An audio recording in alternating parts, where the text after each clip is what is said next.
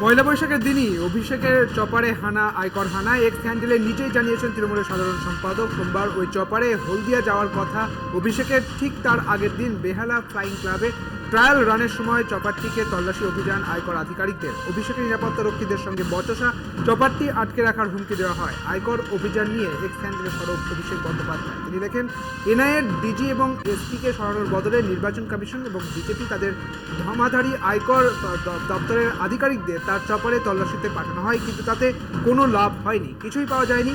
ক্ষোভ উগরে দিয়ে এক্স হ্যান্ডেলে অভিষেকের হুঁশিয়ারি, জমিদাররা যতই বল প্রয়োগ করুক না কেন, বাংলার প্রতিরোধকে টলানো যাবে না।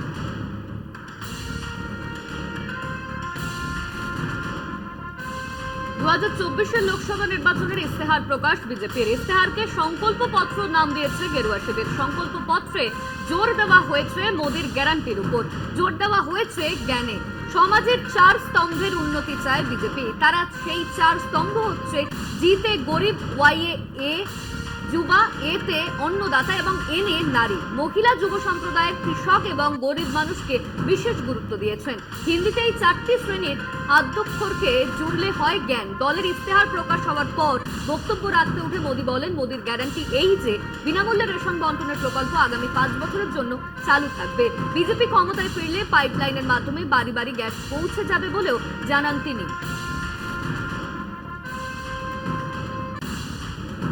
বিজেপির সংকল্প পত্রে ঢালাও আশ্বাস। আবাস যোজনায় 4 কোটি বাড়ি বানানো হয়েছে, আবাস যোজনায় আরো 3 কোটি বাড়ি বানানো হবে। মুদ্রা প্রকল্পে ঋণের ঊর্ধ্বসীমা 10 লক্ষ থেকে বাড়িয়ে 20 লক্ষ করা হয়েছে। এবার পাইপলাইনে বাড়ি বাড়ি গ্যাস পরিষেবা দেওয়া হবে। ইস্তেহার প্রকাশের পর বলেন প্রধানমন্ত্রী। साथियों, भाजपा सरकार ने गरीबों को 4 करोड़ पक्के घर बनाकर दिए हैं। अब जो अतिरिक्त जानकारियां राज्य सरकारों से मिल रही हैं, क्योंकि परिवारों के विस्तार होते हैं, एक घर से 2 घर बन जाते हैं और खुद नया घर बनाने की शक्यता, संभावना नहीं होती है, तो उन परिवारों की भी चिंता करते हुए हम 3 करोड़ और घर बनाने का संकल्प लेकर के आगे बढ़ेंगे।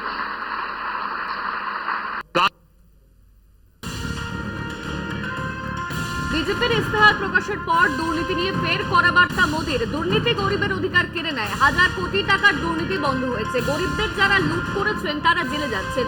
দুর্নীতিগ্রস্তদের বিরুদ্ধে কড়া পদক্ষেপ চলতেই থাকবে, হুঙ্কার প্রধানমন্ত্রীর। भ्रष्टाचार गरीब का हक छीनता है, मध्यम वर्ग का हक छीनता है। राष्ट्रीय स्तर पर होने वाले हजारों करोड़ के घोटाले अब बंद हुए हैं।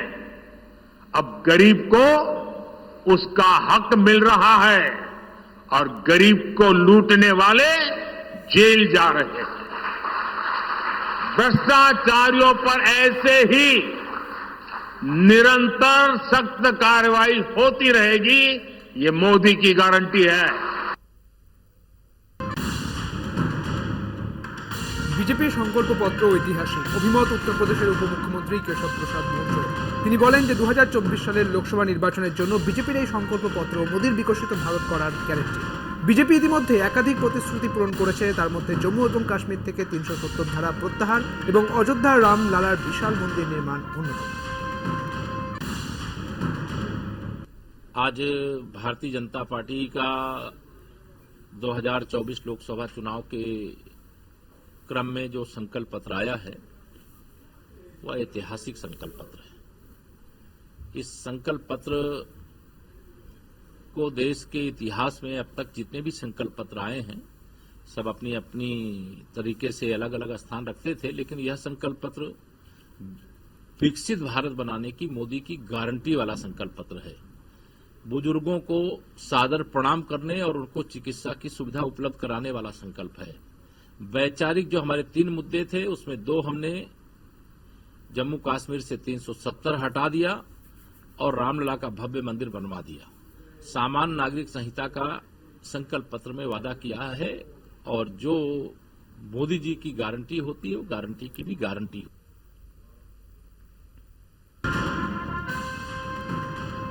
ইস্তেহার প্রকাশের পরই বিজেপির বিরুদ্ধে চড়া সুর কংগ্রেসের। মোদীকে কড়া ভাষায় আক্রমণ কংগ্রেস সভাপতি মল্লিকার্জুন খার্গের। প্রধানমন্ত্রী বলেছিলেন তিনি কৃষকদের আয় দ্বিগুণ করবেন, ন্যূনতম সহায়ক মূল্য বাড়াবেন।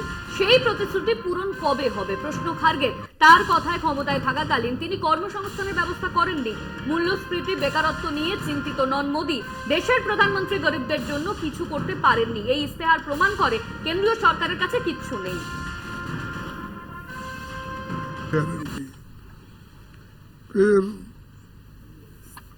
किसानों की आमदनी डबल करूंगा, ये उन्होंने कहा था, वही गारंटी। और एमएसपी मैं बढ़ाऊंगा और एमएसपी को मैं लीगल स्टेटस दूंगा, ये कहा था, यही उसकी गारंटी। और अपने कार्यकाल में उन्होंने ऐसा कोई बड़ा काम नहीं किया जो सारे देश के जनता को, युवाओं को, किसानों को उससे लाभ हो।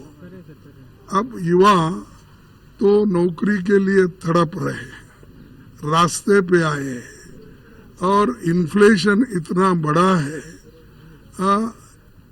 सभी दाम खाने पीने के और सभी चीजें आकाश को पहुंचे हैं, उसकी उनको फिक्र नहीं है। इन्फ्लेशन की, अनएम्प्लॉयमेंट।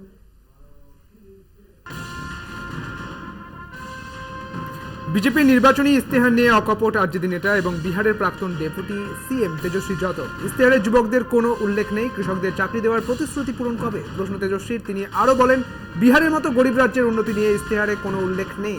বিহারকে বিশেষ রাজ্যের মর্যাদা দেওয়ার কথাও নেই। কিভাবে দেশ থেকে দরিদ্রতা দূর করা যায়, কিভাবে মূল্যস্ফীতি কমানো যায়, সেই নিয়ে নীরব রয়েছেন মোদী। দেশবাসী জানেন গত 10 বছরে বিজেপি কি করেছে। 60% देश के युवा हैं, युवाओं के बारे में कोई जिक्र नहीं है। 80% किसान हैं, 80% किसानों के बारे में जिक्र नहीं है। कितना नौकरी देंगे नहीं देंगे इसके बारे में कोई चर्चा रोजगार की, नौकरी की नहीं है। बिहार जैसे गरीब प्रदेश, बिहार के साथ साथ और जितने गरीब प्रदेश हैं उनको आगे बढ़ाने के लिए कुछ नहीं है, केवल इधर उधर की बातें हैं। तो हमारा मानना है कि उसमें बताइए बिहार के लिए क्या है। अब तो आप ही लोगों से पूछते हैं, मैनिफेस्टो देखे होंगे, बिहार की जनता के लिए क्या है उसमें।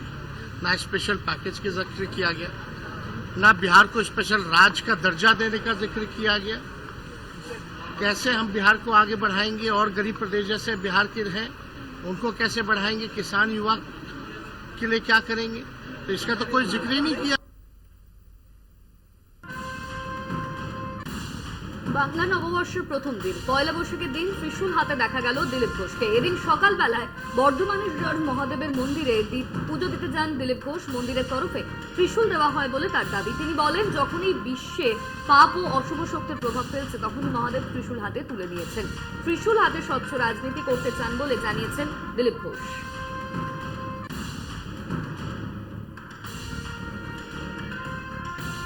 ভোট বড় বালায় এবার প্রকাশ্যে জুতো পালিশ করলেন বিজেপি প্রার্থী সুভাষ সরকার। রবিবার বি.আর. আম্বেদকরের জন্মদিন উপলক্ষে বাঁকুড়ার মাচানতলা থেকে লালবাজার পর্যন্ত হুডখোলা গাড়িতে প্রচারে বেরোন তিনি। গাড়িতে প্রকাশ্যে নিজের জুতো পালিশ করেন বিজেপি প্রার্থী, আর সেই জুতো হাতে ধরান চালকের হাতে। নাটক করছেন বিজেপি প্রার্থী, কটাক্ষ তৃণমূল প্রার্থী অরূপ চক্রবর্তী।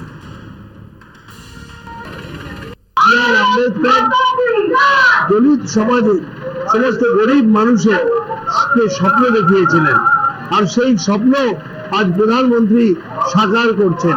প্রধানমন্ত্রী নরেন্দ্র মোদী সমস্ত গরিব মানুষের স্বপ্ন যা বি.আর. আম্বেদকর দেখেছিলেন সেগুলো সব বাস্তবে রূপায়িত করছেন। আর জুতো পালিশ করেছি এই জন্য যে বি.আর. আম্বেদকর একেবারে অত্যন্ত নিম্নবর্গের পরিবারের ছিলেন। আর ওনার যে মত এটা হচ্ছে সব পাপ ও মর্যাদা দক্ষতার সঙ্গে চলে। জুতো পালিশ দেখিয়ে কি হবে? এ কি জনগণের জুতো পালিশ হচ্ছে? জনগণের জুতো তো পালিশ করেনি, জনগণকে তো ছুঁড়ে ফেলে দিয়েছে। নিজের জুতা পালিশ করে ড্রাইভারকে দিচ্ছে। এইসব দেখে কি বেলকি নাটক করছে নাকি? এতে কি ভোট বাড়ে না ভোট পাওয়া যায়, না সিম্পেথি পাওয়া যায়? সবাই তো নিজের নিজের কাজ করে, বাড়িতে করে, সেটা লোক দেখাবার কি দরকার আছে? এই জানতাম জনগণের জুতো নিয়ে পালিশ করে দিচ্ছেন, তার হ্যাঁ ভাই ঠিক আছে, অসুস্থ বয়স্ক মানুষ জুতো ময়লা হয়ে গেছে পরিষ্কার করছে। এগুলো নাটক, বাজার খারাপ, কি করবে এগুলো? সন্দেশখালীতে ফের উত্তেজনা। এবার শাসক দলের 3 কর্মীর 3টি দোকানে পরপর আগুন লাগিয়ে দেওয়ার অভিযোগ। ভান্ডারখালী বাজারে দুটো মনোহারীর একটি চায়ের দোকানে আগুন ধরিয়ে দেয় দুষ্কৃতীরা। ক্ষতির পরিমাণ লক্ষাধিক টাকা। তিন তৃণমূল কর্মী রঞ্জিত মণ্ডল, বাপ্পাদিত্য মণ্ডল, ইন্দ্রজিৎ মণ্ডল সম্পর্কে 3 ভাই। অগ্নিকাণ্ডের ঘটনা এলাকায় উত্তেজনা ছড়িয়ে পড়ে। বিজেপি আশ্রিত দুষ্কৃতীদের বিরুদ্ধে অভিযোগ তৃণমূলে, যদিও অভিযোগ অস্বীকার করেছে বিজেপি। ঘটনাস্থলে যায় সন্দেশখালী থানার পুলিশ।